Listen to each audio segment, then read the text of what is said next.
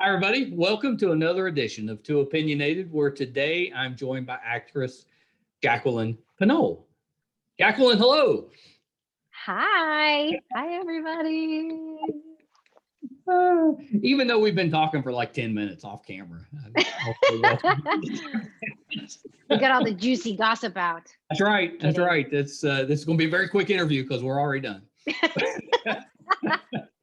Now, thank you so much for coming on. I've been a fan of yours for a long time, and I was so excited when I got the note from your people, and they said, Would you like to talk to Jacqueline?" And I was like, "Oh my gosh, yes, she's the best." Oh, So yes, I was really excited. that's so fun. Thank you. Yeah, Thank you're you for welcome. having me.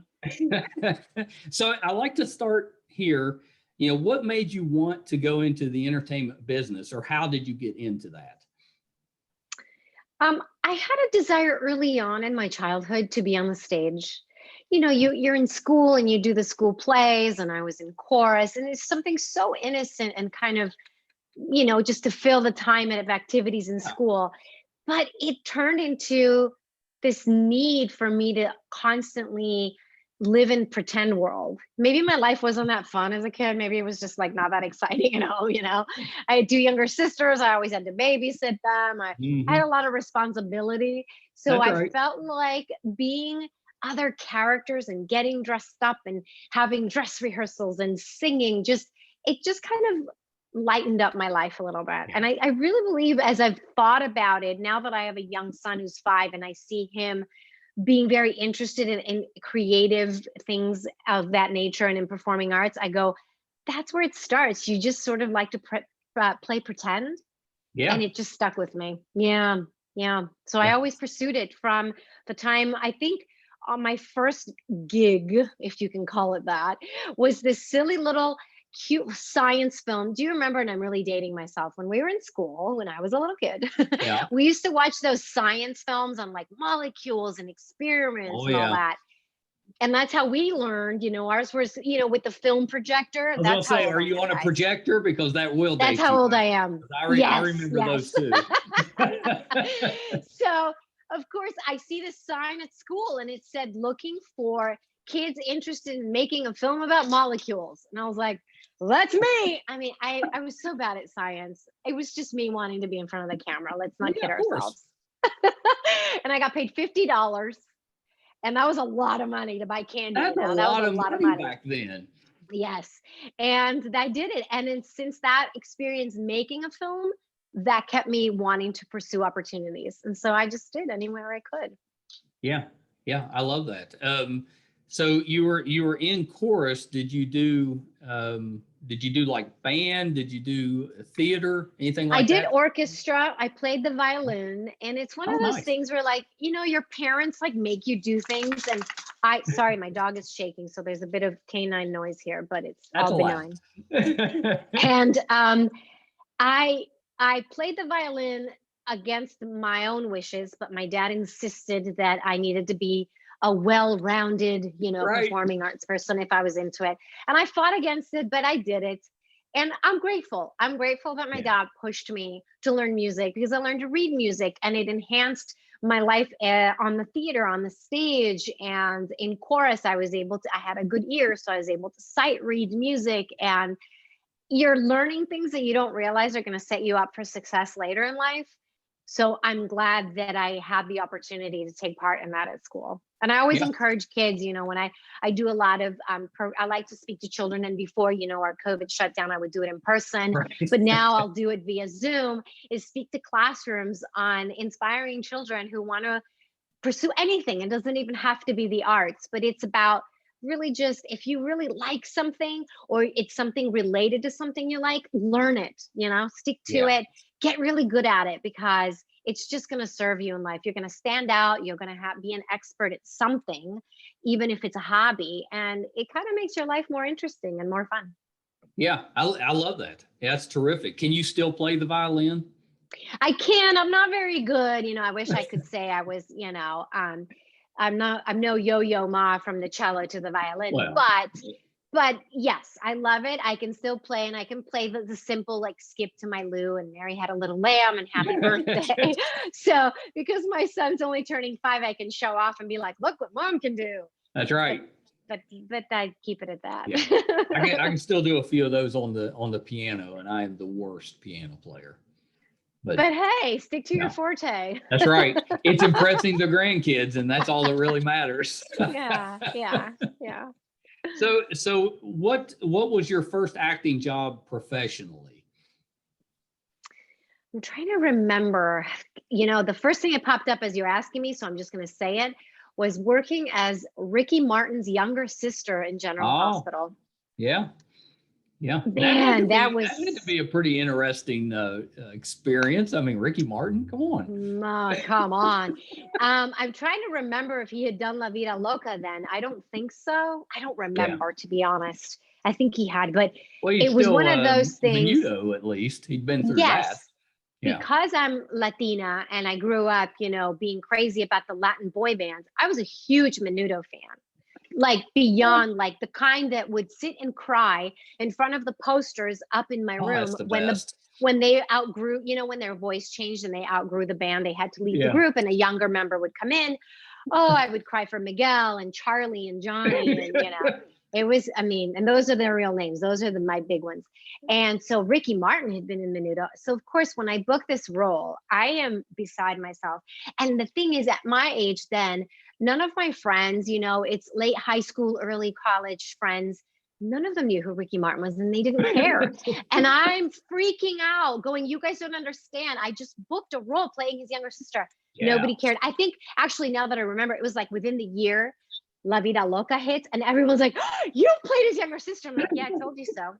Now Told you so, but you wouldn't listen. Yeah, exactly. That was a real highlight. And he was a love, and he was so grounded and personable. Yeah. And I remember him coming into the makeup room when I was getting my makeup done, and he introduced himself. He goes, hey, I'm Ricky, what's up? And like as if he was just, some neighbor guy down the street. That's how he acted. He was so just normal and grounded and real, and it was awesome.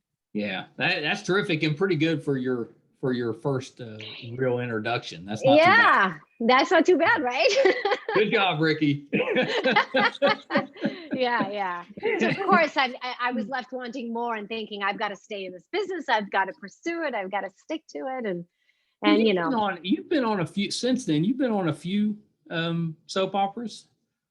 I've done General Hospitals, several times. And the thing is, as the years go by, you can come back and play a different role as, older. So I've had a couple of opportunities to be on General Hospital, which is wonderful. Yeah, that's kind of soap operas are so unique in the entertainment business because there's so much. I mean, if you're doing that daily, there's so much that you have to learn in a short amount of time. The writers have to write all that, but that has to be a great training ground for anything else you do in entertainment. I think it is. And I think, the actors that have been on them for years, they are the pros at just talk about learning lines. You know what I mean? And it really forces you to, and sometimes because they change it on the day. So if you're there and the scene's changed or the premise of something has changed, you've got to be ready to go, because we're going to go and we're going to do 2-3 takes maybe, and we're going to move on. So yeah, it definitely gets you there. I've gotten really good at learning lines now. I literally can probably look at the lines a few minutes before and they stick, because I realize it doesn't become about the lines. It becomes about everything in between the lines.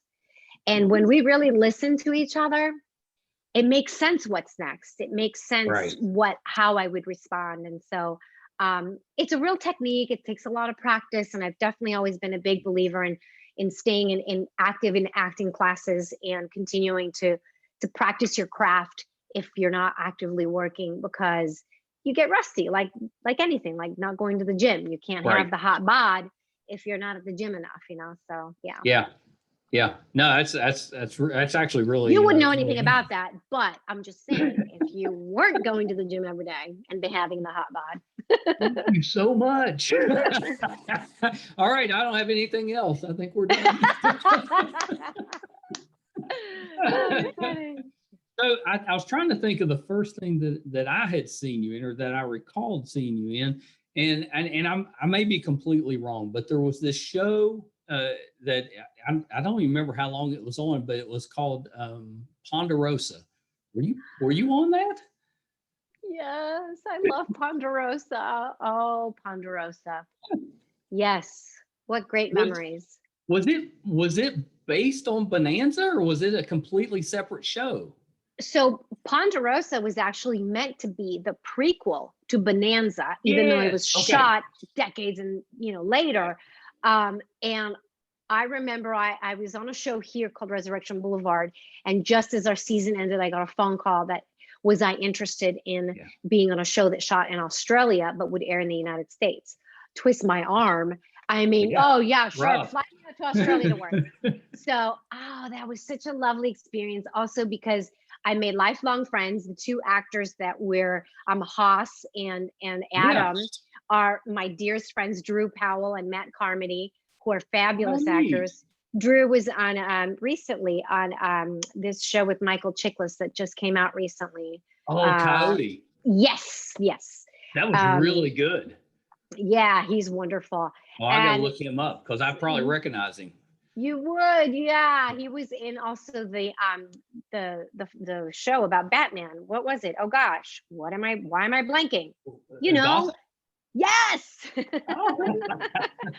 So that's where I met Drew and Matt, and it's just it's been That's such a terrific. wonderful. It was wonderful I thought because that's the only superpower I have, apparently, is just recalling stuff like that. And I'm pretty sure that was it. And I know I've seen you. I wanted to say Major Crimes, but I think it was The Closer that you guest starred on. I did both of them. I did an episode of each of them. Yeah, yeah. Okay. And so you're not far off. Yeah, that's not bad. It's fun. Those shows are always so fun. It's so nice they have such a following and devoted fans that people recognize you. I've actually been stopped on the street for because I did an episode of 24. And if you followed 24 and you watched it, and I was I remember 20. I remember you being on 24. Prior to booking it, people loved it, and they're like, "Were you the mom that they kidnap her kid and she's crying and you're handcuffed?" And I was like, "Wow, you really watched the show if you remember that," because I was only in one episode. But but it was a very intense. It was very stressful. It was always episode. On the edge of you. Yes. So I love being a guest star on shows that have such a following. It's always fun because your role stands out even though you're there for one episode. Yeah. Well, and I have seen Resurrection Boulevard. You were great on that. I loved you on Heroes. Heroes. I'm nerdy, so that was terrific. Yeah, wasn't that a great show? Heroes. Yes, really good and Lincoln Heights. I saw you on that as well. So. Oh yeah, man, that was really good.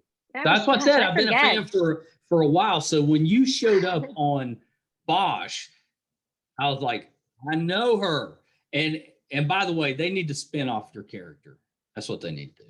Oh, wouldn't that be fun? I would make a good detective on another, You would. You could totally carry a show.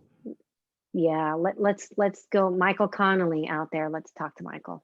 Ooh, I like that. Based on his books, he has such good books. Yeah, he does. I actually started watching Bosch because my dad was such a fan of. Oh, really? Because I had no idea, what that was. What a great show. Yeah, he's like, yeah, you should. Although he had no interest in watching the show, he's like, nah, I've read the books. Oh, that's so funny. Yeah, and they actually, usually if you read a book, you're like, hesitant, like need to watch, whatever the movie or the book. But the show was made in such a realistic and simplistic way that it just kept things real. I feel like nobody could have played Bosch better than Titus Welliver because there's this ease and coolness about him, but he means business. You don't mess around with him. He's going to get you. And that's just like everything, I love the show for that terrific. Reason. Yeah. He's terrific. I loved him on Deadwood, and just he's such a good actor. How did that role come about? How did you get that role? Well, to be honest, that was a big surprise to me too, because I had just found out well, not just, but yeah, I was 2 months pregnant maybe. So Oh, I okay. had just booked out with my agent and I had said, I'm going to start getting quite large Yeah. and I'm going to not look the same for a little while. So I'm going to book out and I'm going to take a break. And I wrote the email and say that was like a Tuesday, Wednesday. Literally the next day, I get an appointment and it says, Detective Espinosa Bosch. And I'm thinking, Detective, in a few months, Detective's going to look like this. So I said, you guys, did you not get my email? I'm booking out. And my agent wrote me back and said, no, they know you're pregnant. They're fine. They just want you, they want to see you anyway. I was like, all right, whatever. Okay. So I go and I have this whole conversation with my belly and I'm like, just stay in. That day I was like, there were times when I felt like I could like literally just go flat today.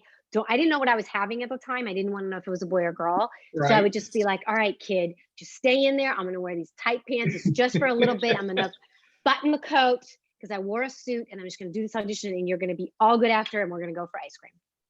So I go Sounds in, reasonable. and I do the audition and I'm sort of, there was a part of me that's like, oh, there's all these beautiful other actresses that are young, tall, slim. And here I am feeling like hormonal. But that part of me said, let go. Who cares? I'm going to go in. That's right. I'm going to have a good time. I'm going to do the read and I'm going to leave and go have That ice should cream. take the stress off. And I think it did. Yeah. And I must have really not cared that I was that, but I nailed it in some way. I must have really let go of any nerves or self-consciousness and just truly given myself over to that role and that script, because I got a call within, I think it was 4 or 5 days. I didn't expect the call. And they said, hey, so they're gonna hold you and it's gonna be a couple of episodes. That's awesome. Oh my gosh. And a couple of episodes turned into 3 and then 4 and then another season and then 5 and then you got to come back. Yeah, I got to do 4 seasons of the show and I was sprinkled out throughout each season and I loved it. It was a wonderful experience to know also she's still out there, right? I mean, and through season 6, yes. Yeah. So they just did season 7 and I have not gotten a call. So maybe, technically she could come back. Right. Technically. Or spin off. I like that idea. I like you. I think you should call me every day. I'm telling you, once this interview gets out there, they're going to be like, why didn't we think of that? And then the phone's going to start ringing. There you go. Yes. There is a reason you're too opinionated and I like it. Well, when you get your big detective show, make sure to bring me on. I can just be one of the, you don't want to give me any lines. I'll screw that up. But I could be, somebody that's gotten in trouble. Maybe you might have to chase me for a little bit, but I'd be easy to catch. Okay, that'd be a good one. So never give up, everybody. That the lesson in that is never assume that because you're changing or you feel like something about you is changing, that others aren't willing to be like, no, you're great. Let's go. Let's do this. No, I think that's actually really, really good advice, because I think that happens a lot. If you're having a bad time in your life, or if you're having difficulties for whatever reason, good or bad, your tendency is to be like, oh, okay, I'll just set this one out. Right. When I'm feeling better, things are going better, then I'll do it. But you miss a lot of opportunities that way. So I think that's really good advice. I think so. We judge ourselves, and the way we judge ourselves doesn't mean that the outside world is seeing us that way. So why put that energy out? At the very least, even through the hard time or through that period of feeling like, oh, I'm just going to hide. Because I literally was going to book out for all jobs and not work. Yeah, just take time off. Oh my gosh, I booked like 3 more jobs during the time I was pregnant. So I'm like, oh my gosh, how was I, how am I supposed to? It was a good luck baby. Yeah, hello. So it was good. It was good. No, that's terrific. So I wanted to ask you, because I know you do a lot of voice work, and I'm always seeing, and because we interview a lot of voice actors, but I always see the additional voices type of under the name, additional voices stuff. What is that? Because obviously it's something important, because I see it all the time. But what exactly does that mean when you're doing additional voices? I'm going to demystify additional voices for you. Yeah, dumb it down for me. and you know what? It's very important for every single project. So I'll give you an example. what was the movie? And now I can't remember the movie. So far for a good example. I can help the you. movie with Jennifer Lopez and Jane Fonda. Is it Monster in Law? Yes. Monster in Law. That's right. Okay. So I worked on that movie as additional voices, and there is a scene at the very beginning while the credits are still rolling where she calls the doctor's office, and the doctor's office answers, but you never see who answers. Wow. It's an additional voice. Was that you answering? That was me. Hello, this is Dr. Patel's office. And she goes, oh my gosh, I need an appointment, blah, blah, blah, blah, blah, blah, blah. Yeah. And I'm supposed to be, talking to Jennifer Lopez's character. And I say, oh, hold on. And, I have my dialogue, my lines that I'm supposed to say. And the phone call happens behind the scenes. Yeah. So whenever you hear flight attendants on planes saying, ladies and gentlemen, please fasten your seatbelts. We are about to things like that, things of that nature. Or flight 1703, this is the last boarding call. Please meet us at the gate 2B. This is the last boarding call. You have obviously done that for something.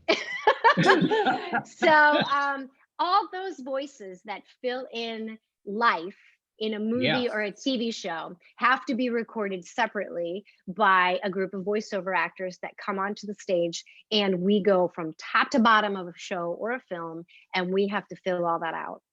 Yeah, that's actually really interesting. I never thought like I guess I was thinking more on the animated side, but I never thought you see that all the time in movies.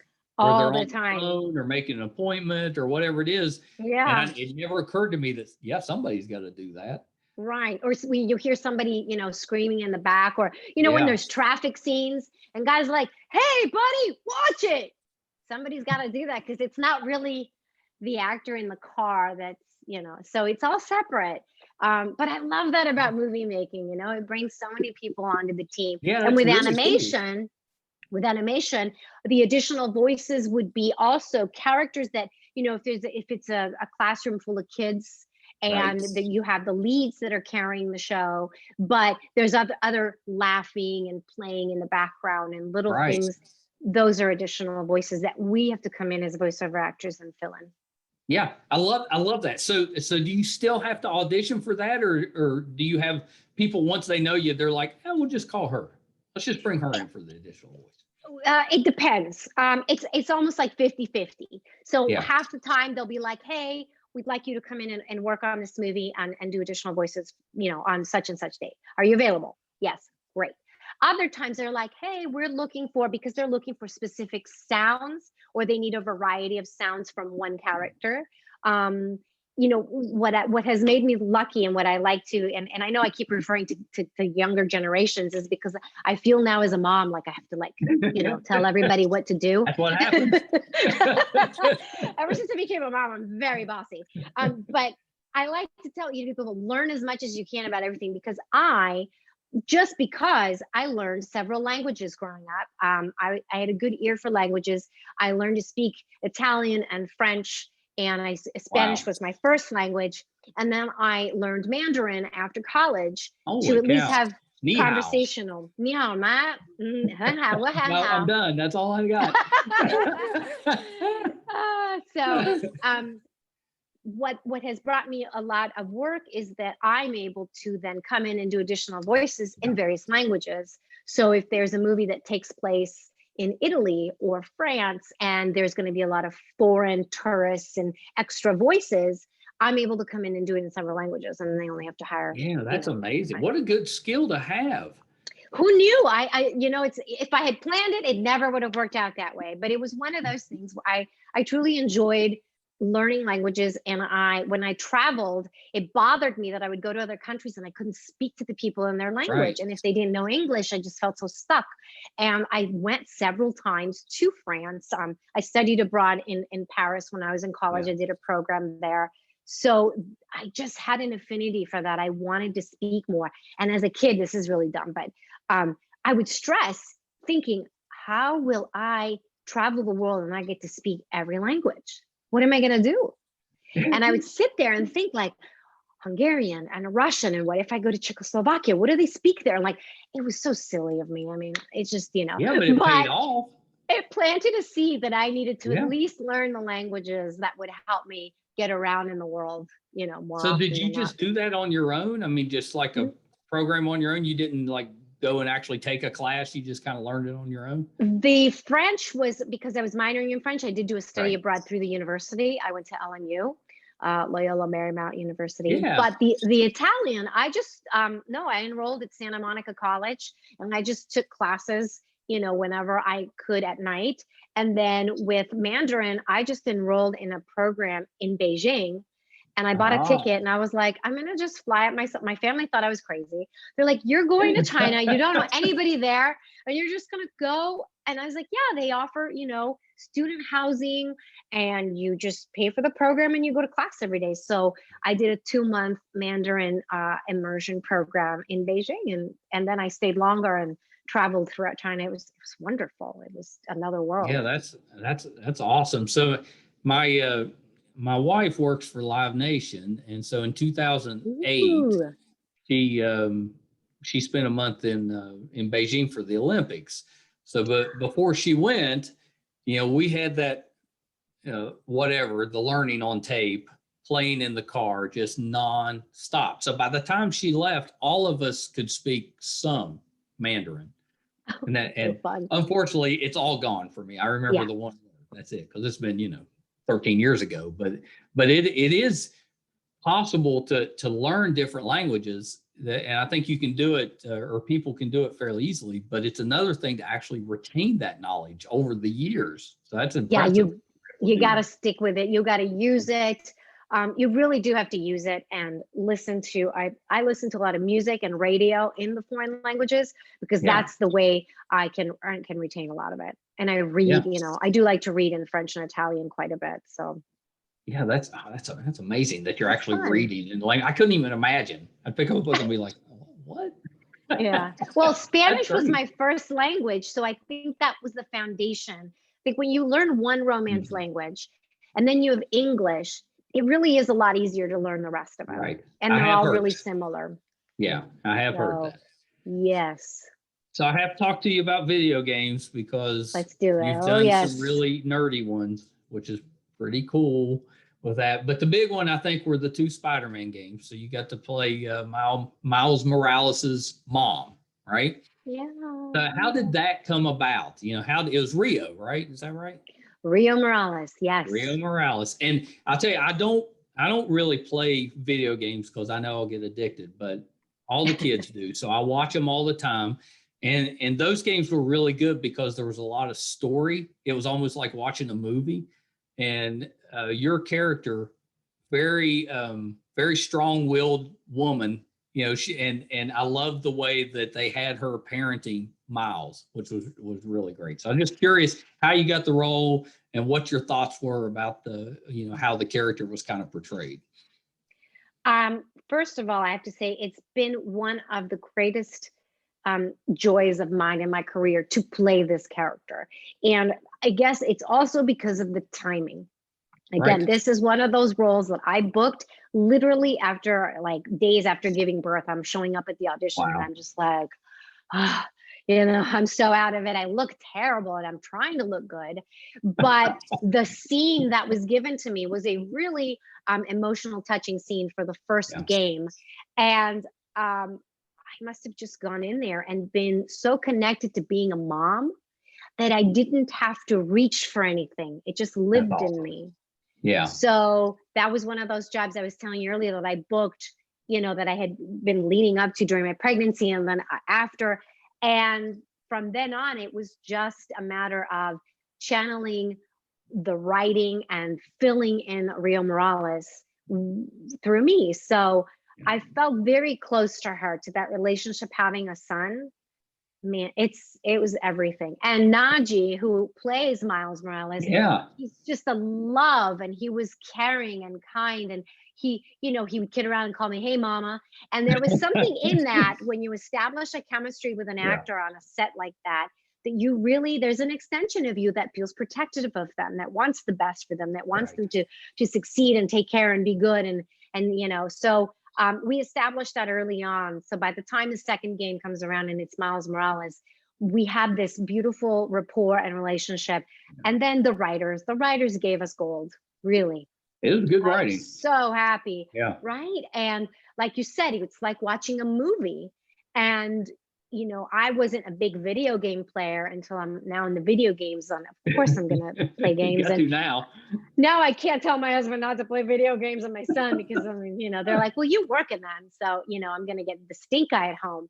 But this game is awesome just because the writing, and I think there's a little bit of it for everybody, even if you're not a gamer. Yeah.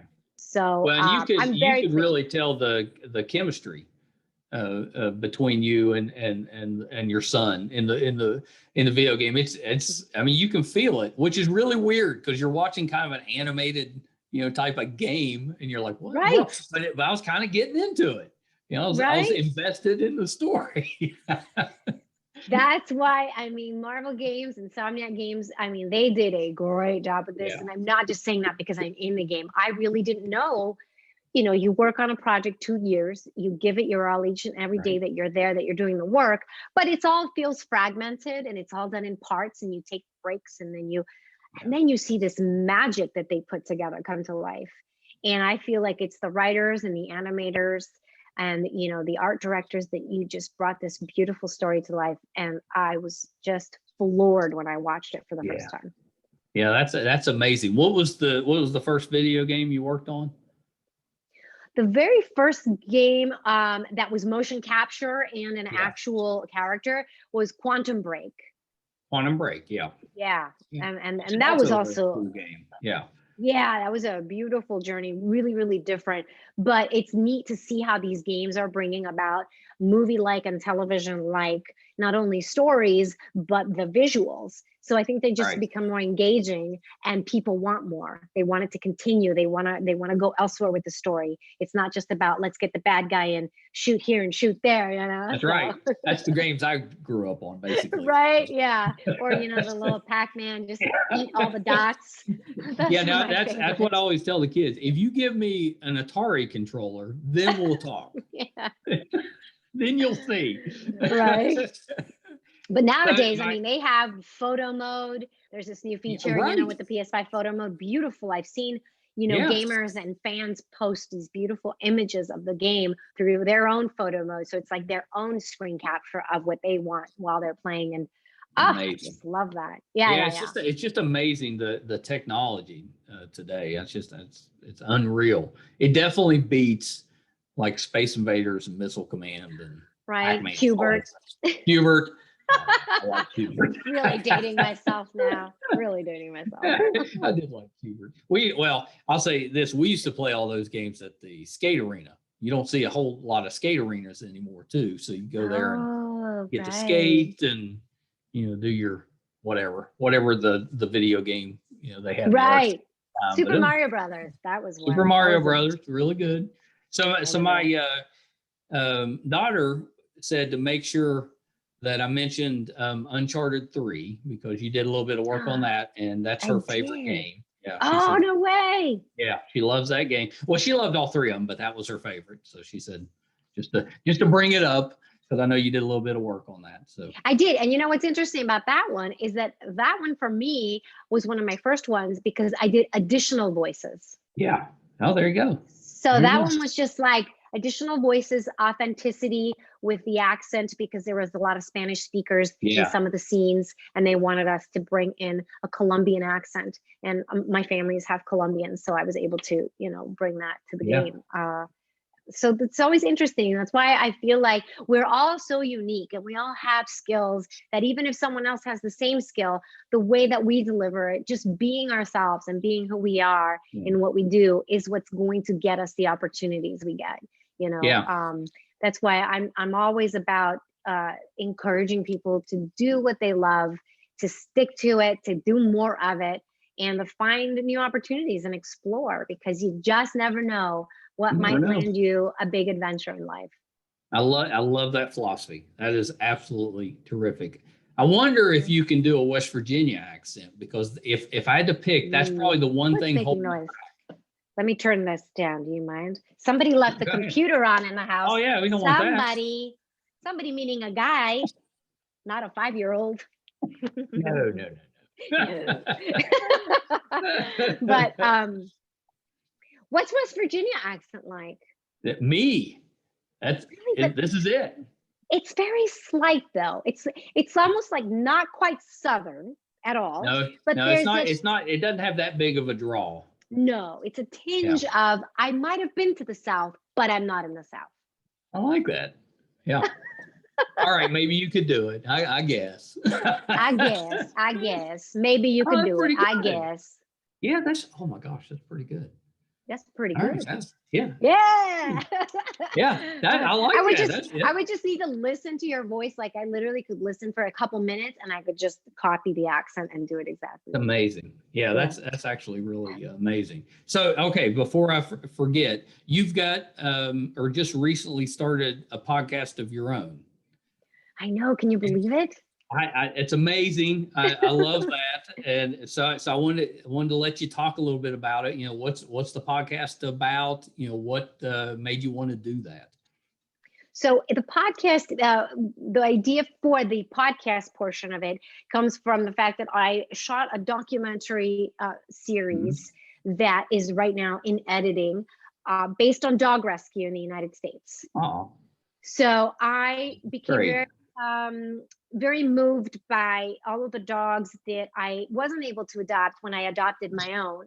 And when I was doing Quantum Break, I was actually shooting Quantum Break in Atlanta. I had a chance to rent a car and drive all through Georgia, and I love Georgia, and it's so beautiful. It is. And pretty. I found myself at a shelter, a dog shelter. And my husband's like, "Why are you going to a dog shelter?" And I said, "Well, you know, I thought I would just volunteer with my free time since we don't work on weekends." And he's like, "Oh my gosh, he's going to come back with a dog." Yep. Well, you know, 4 years later, here I am with 4 dogs from Georgia and a documentary to speak for it. And I've met so many wonderful people along the journey that my husband jumped on board because he had no other choice. And he's like, "Well, if you can't, you know, beat him, join him." Is that what it is? That's right. That's exactly right. So we drove. We used our free Southwest miles sometimes because we had to fly to different states. And we covered different rescue organizations that are doing the good work of saving homeless dogs and safely rehoming them. So now that our documentary is in the works of getting made into a series that we'd like to have come out, I just wanted to do the podcast because it's a different audience. Right. But we want to bring in dog lovers and dog adopters, or people who may not know that you can adopt a dog, that you don't have to buy one, so that we just increase, you know, our outreach in advocating for homeless dogs in the United States. And I'm interviewing a lot of really interesting people, you know, like veterinarians and dog trainers and animal rescue advocates and people who do legislation to get better laws to protect our animals. So each episode offers everyone a little something they can walk away with. And I'm going to different cities and states all to cover as much as possible so the episodes can be endless, because unfortunately the problem is big, but there's also a lot of solutions. So if we could just share information, maybe there will be less homeless dogs one day, you know, and that's the goal. Oh, I love that. And everybody loves talking about dogs and cats. You know, right? Yeah. I called it the Canine Condition. Yeah. It's a terrific name. The Canine Condition. And it's really all encompassing, you know, it's all encompassing of every aspect of dog rescue and of dog adoption and of raising a dog properly, so that we can, you know, it's man's best friend. You know, we have to do a better job. Yeah, I love that. Did you have dogs as pets growing up? No, I didn't even like dogs growing up. Really? I was, oh my gosh, I was so afraid of them. And my mom sort of conditioned us she was like, "Oh, I don't want dog hair." She didn't like cats. She didn't want dogs around. We didn't grow up with animals. We weren't allowed to have any. So that's another reason it's kind of wild that my journey turned to having dogs and advocating for them. I love the pit bull type dogs. I have 4 of them that are mixed. And I really do speak up for them because they need us to show that they are a wonderful breed. So I love, you know, my friends and my roommates would laugh at me now because they'd be like, "You hated dogs in college. You would make fun of us for loving our dogs." And it's true, they wouldn't be wrong. But here you are. Don't know. You don't know what you don't know until you know. No, but good for you. That's terrific. So did you hatch the idea for the podcast, during the last year when we were all looking for stuff to do, or you're like, now's the time? Well, what's funny is I thought about it, and then I was a little hesitant, and I didn't know, because we have so much on our plate with the documentary. It is a lot of work, and we're self-funding right now. So it's all about, serving the purpose of the message and getting the message out. But because I'm a voiceover actor and I have all the equipment at home and I have a studio Right. with a booth and everything, I was like, why not? Why not? Yeah, And why I found not? myself listening to a lot of podcasts. So once I love podcasts now, and I have them all over my phone, and then I thought I should just do it for the canine condition.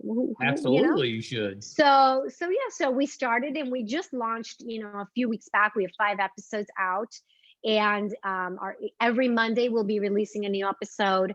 We keep them, about 30 minutes, and you're going to walk away with something. Even if you're not a dog lover, I wanted Yes. to be fair and include everyone in what you can walk away with from listening to a podcast about animals. It's also about humanity. It's also about Yeah. humankind, and what do we learn about ourselves, through the process of living in a country that has a lot of dog homelessness, and Right. also a lot of people advocating to end this problem. So that's why I say no topic is off the table, but we talk dog.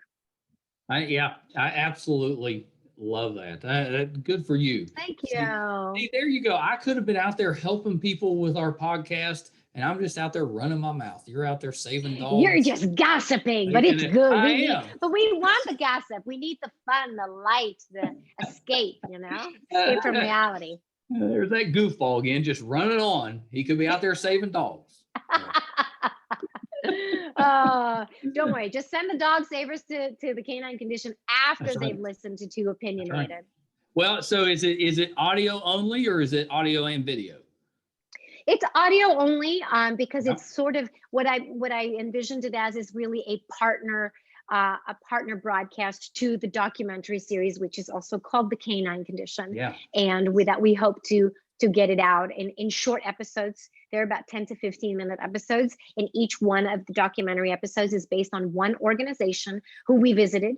We find out all about them, how you can reach out to them or donate them or help them, where they're located, and we tell the story of 1 or 2 dogs at that organization that had a journey of, sort of like a rags to riches, or, all the Right. trials and tribulations and then redemption. So it's heartwarming, and it's a dose of reality, Yeah. but all for a good cause, And my husband and I do this because we love it, because we love dogs. We're not looking to get anything out of it other than, I hope our message can help save more dog lives and educate more people on dog rescue. Yeah, that's so commendable. Yeah, good for you. Well, Yeah, Jacqueline, thank thanks. you so much. I really appreciate you coming on the show. This has been just Michael, I've had great such a laugh. blast with you. I don't want it to end. Well, you Thank have to come you. back. That's the key. We have to do a part 2. Yes, I That's the will. key. Yeah, especially I'll after have you more get your, gossip for you, more stories. That's right, and you get your new hit show as a detective. You gotta come back. Yeah, I'm gonna make it happen. I'm gonna keep talking. Put it out till there. We just have to put things out there, and I really That's right. believe, Just the positivity in the world. It's going to happen. and have we a good need feeling. more of that. So thank you. Well, you're so welcome. So before you go, when's the documentary you think's coming out, and is there anything else that we can kind of keep our eye out for you in? So the documentary is scheduled to come out in the spring on our YouTube channel. It's the Canine Condition. It's the word canine spelled out. And the podcast is weekly. So I keep, listeners also attuned to the dates on there. And nice. As far as and then things coming out right now, I'm not currently COVID kind of set us back into currently working on anything. So right now I'm literally just really busy auditioning a lot for things that will, progress and open up in the future. So I feel very lucky with a lot of opportunity, but I don't get excited until, the deal is signed and they've said you're Right. going to be on set, because things happen. So I've learned that. I get excited that I do have things in the works, but until it's being made, I'm just going to stay excited. Yeah, no, I think that's terrific. And don't the one positive from the last year, at least from what I found, is it's given us time to do a lot of things that we never would have done. And it's also given us time to spend with people that you love that you may never have gotten that type of quality time with. So there's been some good things to a little bit of downtime. Agreed. I absolutely agree. You hit the nail on the head. Yeah. So last thing before you go, where can we find you? You said the YouTube channel, but where else on social media can we find you? Yeah. So if you want to connect with me, I'm on Instagram and Twitter at Jackie Piñol, JACQUI PINOL. It's Jackie comme en français, Oh, I'm not really nice. French, but I just say that. It's nice though. But it's Jackie Piñol. And yeah, I keep everybody updated on stuff as soon as I'm able to talk about projects that I'm doing. You guys That's will where be you the can first find to out. hear on there. Well, thank you so much. Hold on one second. I'm gonna hit pause. All right. So Jacqueline was awesome. I knew she would be. I've seen her on so many different things, and she's just such a good actress, and she comes across so well. And I know it's acting, but it seems very genuine. I've always really enjoyed the role she's in. I always think she adds something to every appearance or every show, video game, whatever it is that she's in. And it was really interesting with the additional voices. What a neat career aspect. I'm surprised, and there probably is. I just didn't know, but that would be a really good. I think you could make a really nice career out of that. That fascinated me. She was the best. Please make sure to check out her podcast and the documentary that's coming out this spring. The podcast is Canine Condition, and it sounds awesome. And she's so positive and fun that I'm sure that it's just a delight to watch. So to listen to. So make sure that you do that. Hope you enjoyed it, and we'll make sure to bring her back. Really. Okay, so really appreciate you spending your time with us again. You do it every week. I don't take that for granted. I'm so appreciative. Thank you so much. If you haven't done so already, please go to YouTube, MeisterCon Pod. Give us a like. We'd appreciate that. You can find us on Facebook under MeisterCon. You can find us on our website, meistercon.com. There's an absolutely just wonderful blog from my son, Brett. He's such a good writer. It's funny. It's interesting. He does a lot of game reviews, TV show reviews. It's just you'll have a blast with it. So check that out. All of our over 200 episodes, audio and video, are available on the website as well. And until next time, thank you again so much. Bye.